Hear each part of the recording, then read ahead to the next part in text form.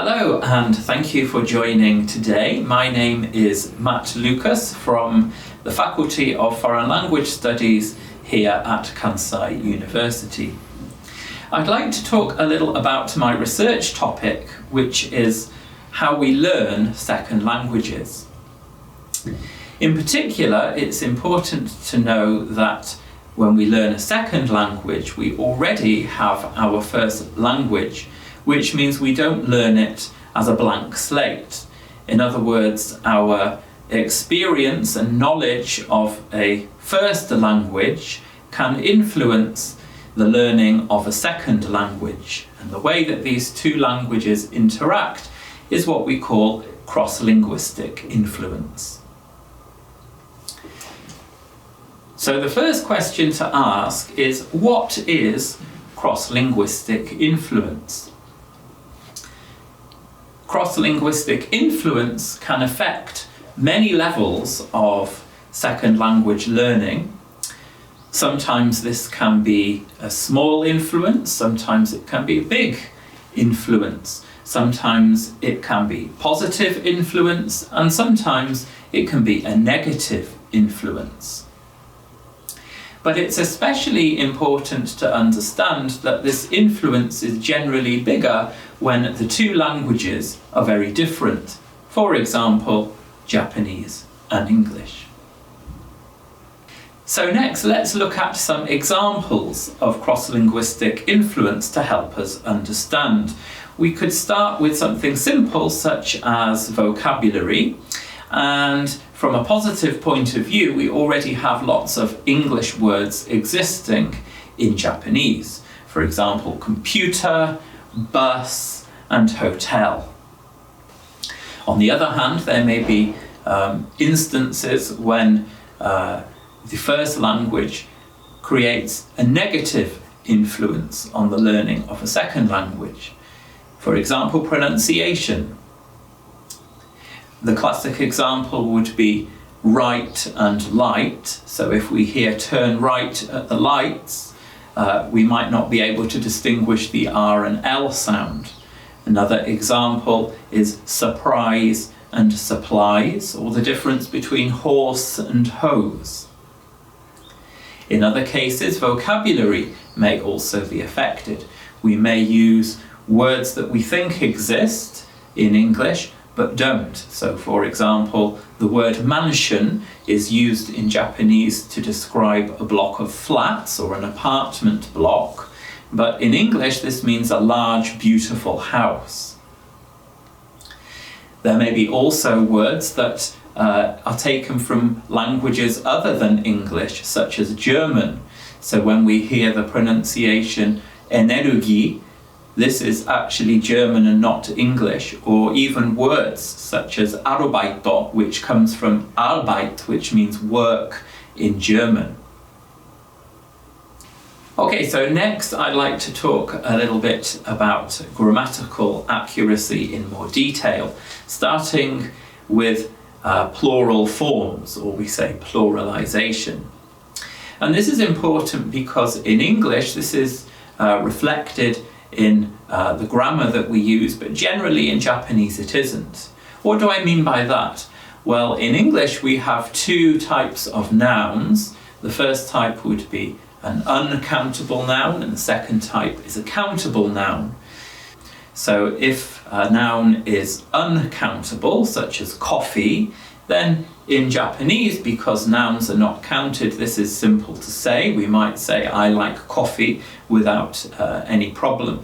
However, for countable nouns, let's say dog, if we say a sentence like, I like dog, this would be ungrammatical because in English we need to use the plural form. We need to say, I like dogs. But in Japanese, of course, this form doesn't really exist.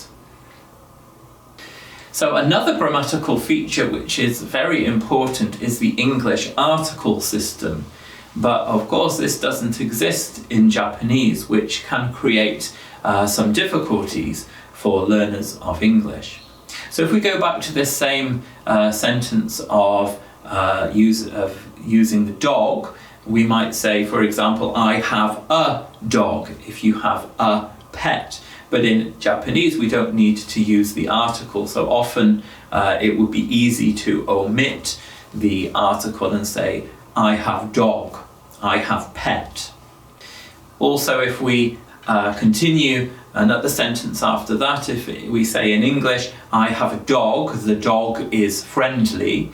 Again, in Japanese, we might not remember to say the article, and we might say, I have dog, dog is friendly. So these kind of errors are very common among Japanese learners, and it's first important to be aware of how these problems arise and to think about what we can do in order to improve grammatical accuracy. So if we first identified some of these challenges to learning grammatical features, the next logical question is, well, what can we do about them? And this is really where my research over the past few years has focused. What we really want to do here is to develop an awareness of the difference between the two languages. And one way we can do that is to have explanations of these differences and then follow up with some practice activities. If we do this many times over a period of time, generally our grammatical accuracy should improve. So it might be helpful to think about some specific ways in which we might be able to engage in these awareness-raising activities. So one example might be if you take a text and you want to improve one particular aspect of grammatical accuracy. So for example, if we want to improve plural forms, we could take a text and then highlight all of the instances where we can see nouns being used and check whether they are uncountable or countable. And through focusing on that in itself should raise our awareness. Another way we could try this is through speaking. So we could take our smartphone and record ourselves talking about a particular topic, such as shopping. Then we could transcribe what we said and then focus specifically on one grammatical feature, such as articles. As we go through it, we can try to check whether or not we used the articles correctly, and if we're not sure, we could check it with AI. So in conclusion, our native language can influence the learning of a second language, so it's important to be aware of these differences. And sometimes these differences can be positive when we are learning vocabulary, for example, and sometimes it can be negative, particularly when there are big grammatical differences between the two. Therefore, it's important to always have an awareness of these similarities and especially differences, and from that we can try to improve our learning of English.